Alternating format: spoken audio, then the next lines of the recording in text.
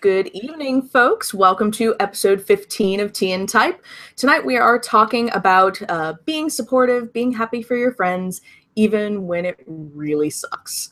I'm MK England. I am the author of the YA sci-fi The Disasters, which is coming out next fall sometime. We'll see. And with me tonight, as always, is my wonderful co-host, Jamie. Hi, everybody. I'm Jamie Paxton. I'm a YA and middle grade writer, and I'm currently back in the query trenches after having an agent and then leaving my agent back in the spring. So I have no book news forthcoming, but I can attest to how wonderful The Disasters is. So, Oh, yay. Thanks. yay. Yeah. What are you drinking tonight? So one of the wonderful things about getting ready to move is, A, throwing away lots of stuff, but B, you also find things that you forgot you had. Like, I have this little teapot with, like, all this flowering tea. So, some of them... It's like a garden. Some of them look really cool. Some of them look a little bit like I have space aliens in my tea, but, it's me, so I'm down with that.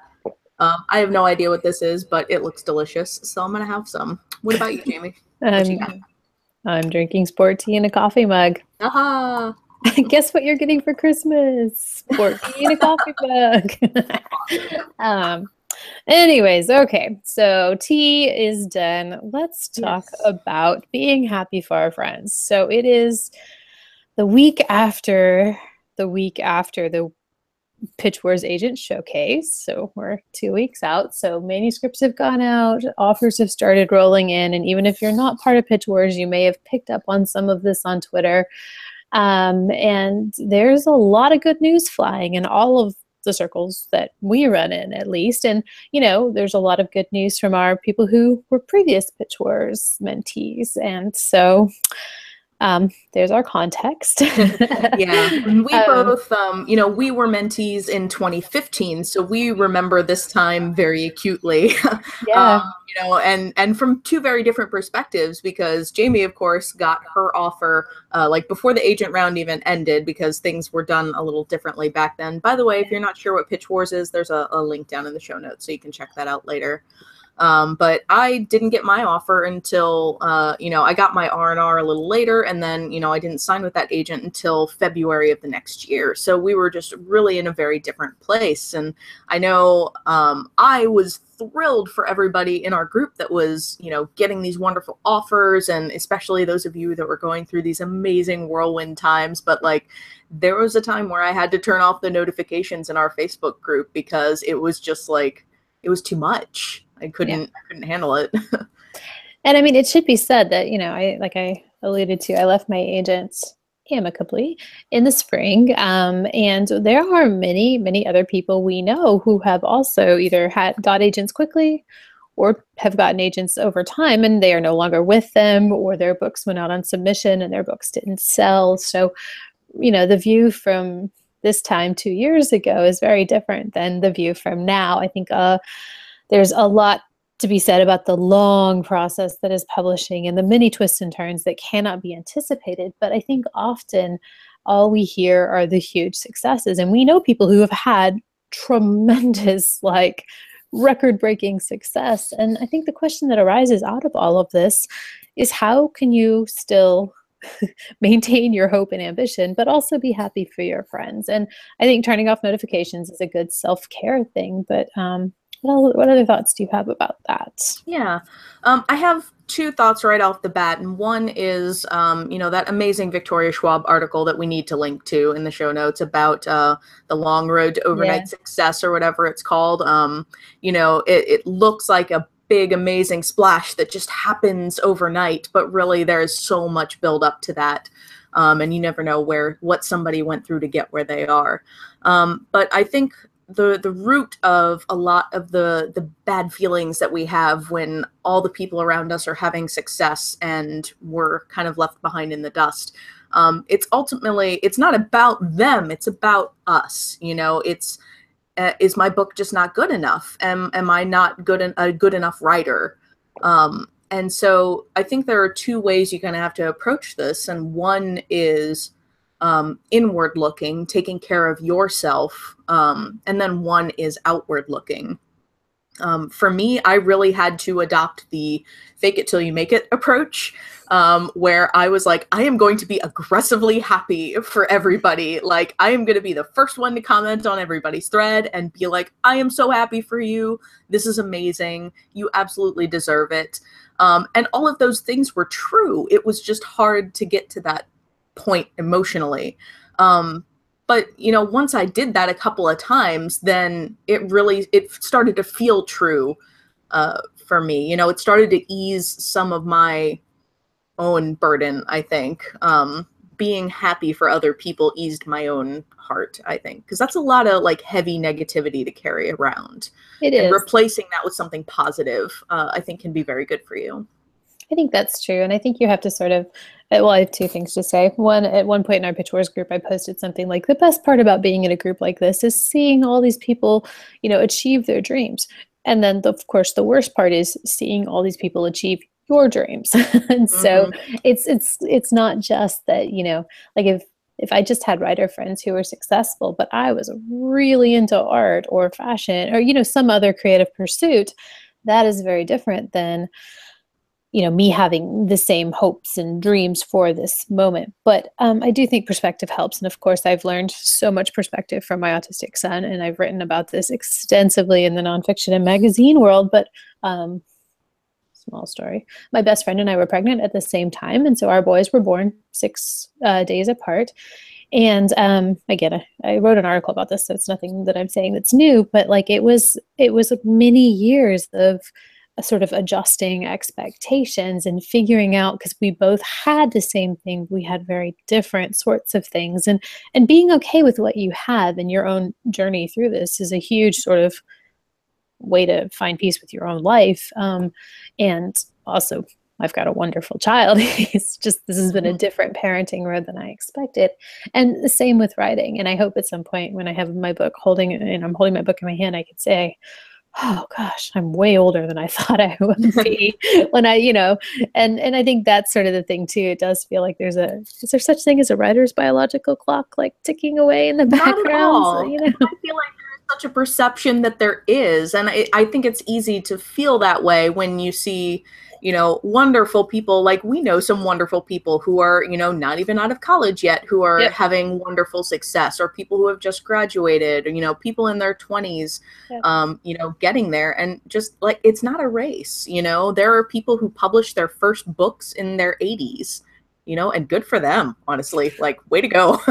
I'm just gonna like knock on some wood and pray it Yeah. doesn't take that long. I But mean, we yes, all have our own roads to get where we're going. And, I think some people just need to go through certain things to get there. Um, that sounded really repetitive. Let me try and like actually say that in a real way.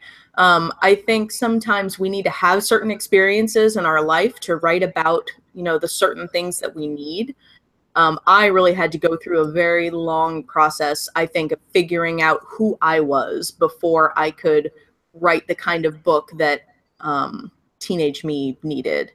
That was just full of queer characters being wholly themselves and flying through space and like shooting and stuff. So, I could not have written this book 10 years ago. And like, while it would have been cool to say like, oh, I'm only 20 and I published a book, like it would not have been this book. yeah, for sure.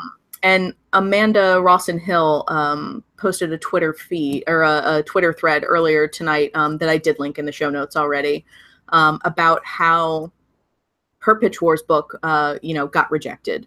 And the next book she wrote after that was the Book of Her Heart. And that set her on the path to her career writing wonderful, heartfelt, middle grade books that are just going to be wildly successful. And they're going to touch so many people's lives. I agree. I've read them. But yeah, I mean, and that's it. And I think that maybe there's some truth in there too, beyond like sort of the wisdom of, and I'm not entirely sure that there's order to the universe or that everything happens for a reason, but you do have to find some peace with the road that you're on, and you have some, and to know that you have some control over it, but there's only so many things you can set your sights on and control, especially in a variable industry like publishing. And it is a business and it is an industry, right? So you do everything you can and go from there. But I also think that this idea of, it wasn't this book, but it was the next one. And I think that's hard when you write the book of your heart, or the book of, or the book that you've been scheming for so many years. I know a writer who, she wrote a book. She had started writing it when she was 12, and then by the time she was, I think she was done with college, so 10 years later or something, she won a contest with it. She won like $500, and she got an agent, and they were on submission, and then her agent left agenting to go have a baby. And rather than continue, to find a new agent or something like that, she opted to self-publish, which is fine. And I think she's continuing to write the series in that way. But I think that we always have to be thinking, like, is there another book that could help me achieve what I want? And in her case, she said, no, I want to stick with this series. I'm going to write all 7.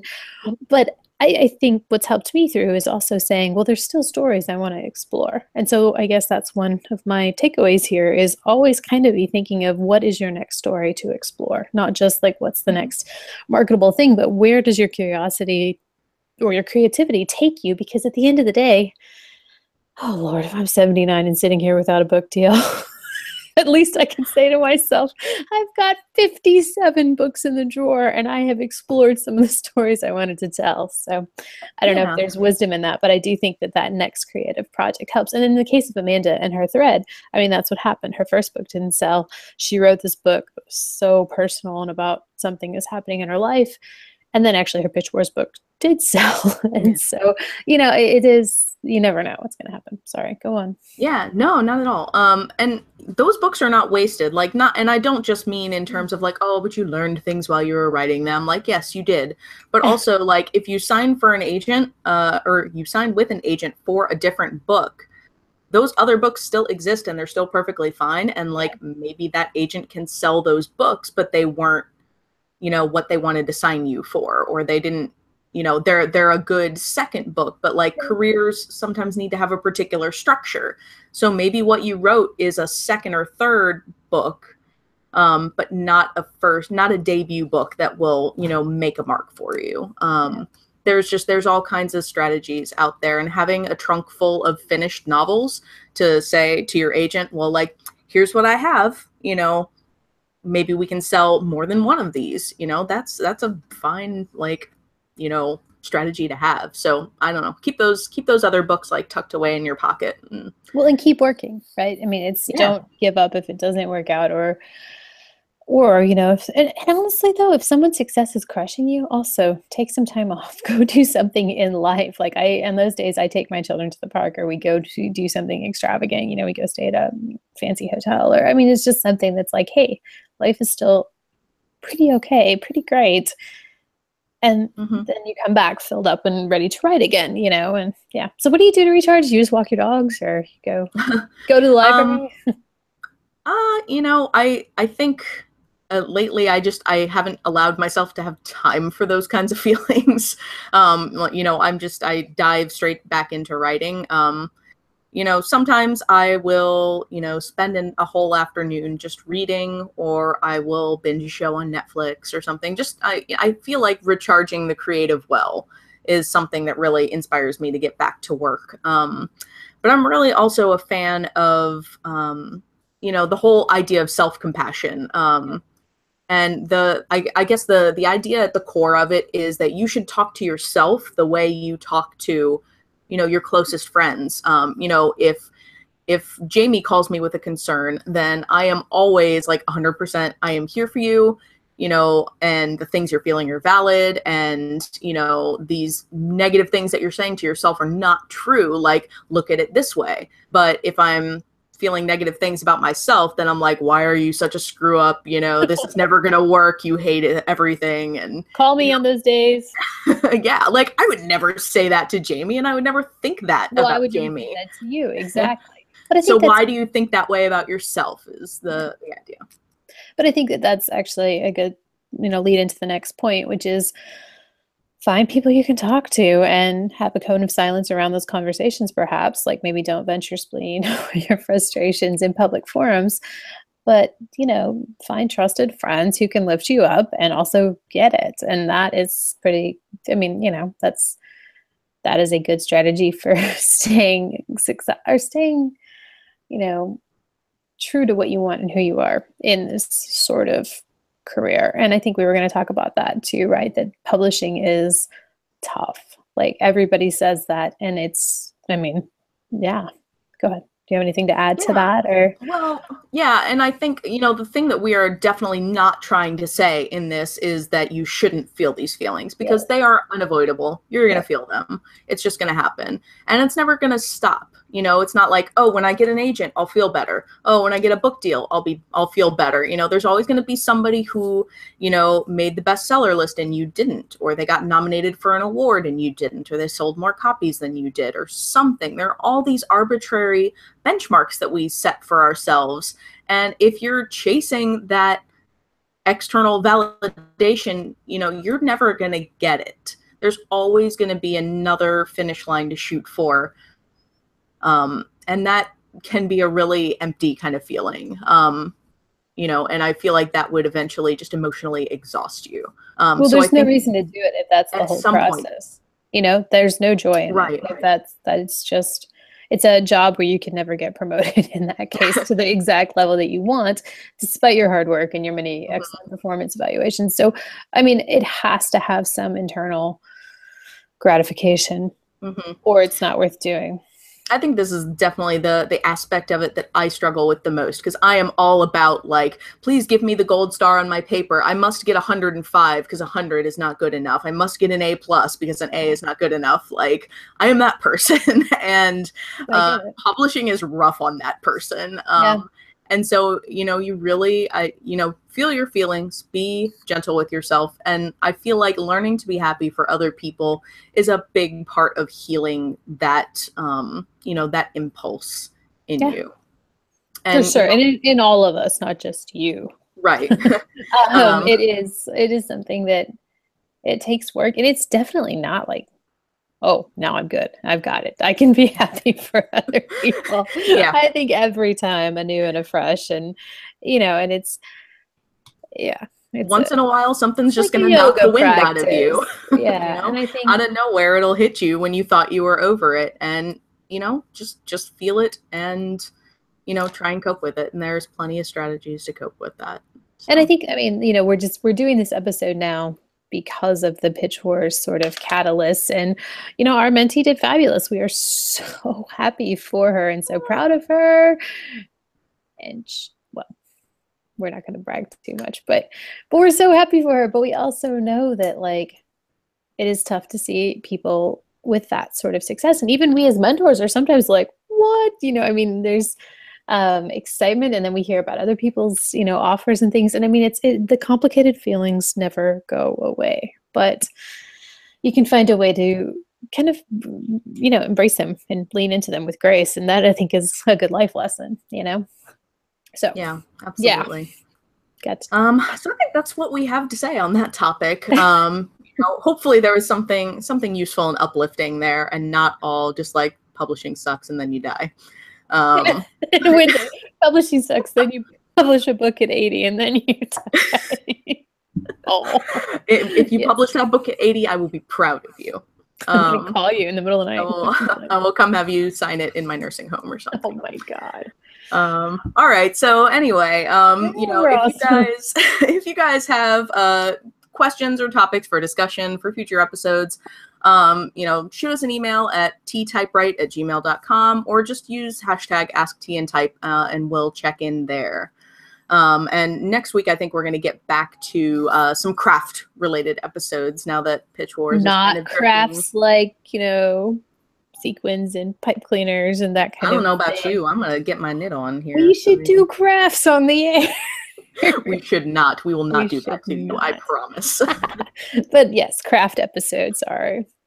We're going to talk about character interiority, right? And yes. How to get close to your characters. And both of us have had some comments from agents and editors lately that make us really want to investigate this further. So we'll talk to you about some of our favorite books that do this, some of our own, kind of look at some of our own writing and what we're trying to do, and then hopefully leave with some strong tips for our work and your work. So do you have any recommendations?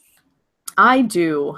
So the Netflix original series, well, it's Voltron, okay? So it's based on, a series from the 80s, but they've rebooted it and it's just wonderful, guys. So I actually watched seasons 1 and 2 a while ago, but I was doing disasters revisions with that on in the background. And so I did not pay attention like I should have. And I knew I liked it, but I didn't absorb much of it.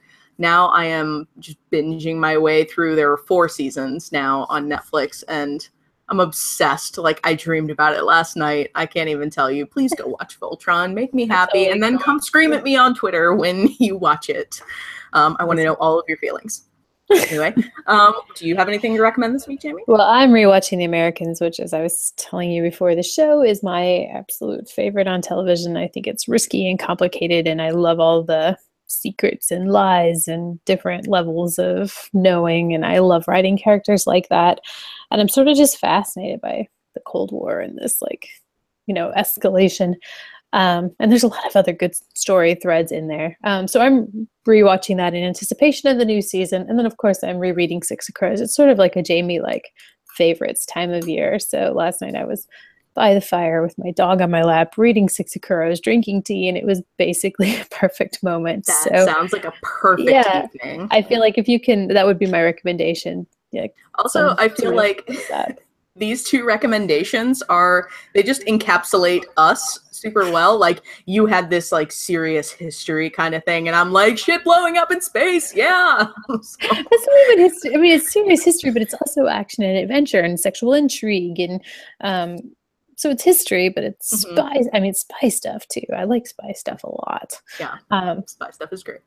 Maybe we should do an episode on spy stuff. See, right? Exactly. Well, that's my next book. There we go. All right. The potato chip. Yes, after the potato chip book. Work in progress. So are you working on NaNoWriMo this year? I forget. I am. I had to go back and do some revisions, and now I do still have a NaNoWriMo project. Luckily, I went into NaNoWriMo with 30,000 words done, so I may not hit my NaNoWriMo goal, but I will get partially through this book in the rest of the month that we have. So what about you? How's it going? Yeah, that sounds good. I am on target word count wise, but it's one of those things where I get like 2 days ahead and I'm like, yeah, I'm 2 days ahead. And then like, I just don't do anything for the next 2 days. And then I catch up again. Whatever. It's life though. It balances, right? Right. Like, yeah. I mean, I'm at least not sick anymore. So theoretically. Self-talk, right? Yes. Yes, I can do this. So it's not like I didn't do this. It was, I did this in advance. Now I've got, yeah. There you go. Yeah, it's moving along. I'm happy with the projects I'm working on, so we'll get there. We'll get there. Awesome. If you all are working on NaNoWriMo projects or anything else, then, hop over on Twitter on the hashtag #TNType and join us for some focus sprints, which we are going to start at 9:30 Eastern, so in just a couple of minutes. So anything else from you, Jamie? That's it for me. Thanks for watching, everybody. We'll see you next week. Yes, Monday, November 20th is our next episode, and don't forget to subscribe so you don't miss us. This has been TNType. Let's go make some words together. Bye. See ya.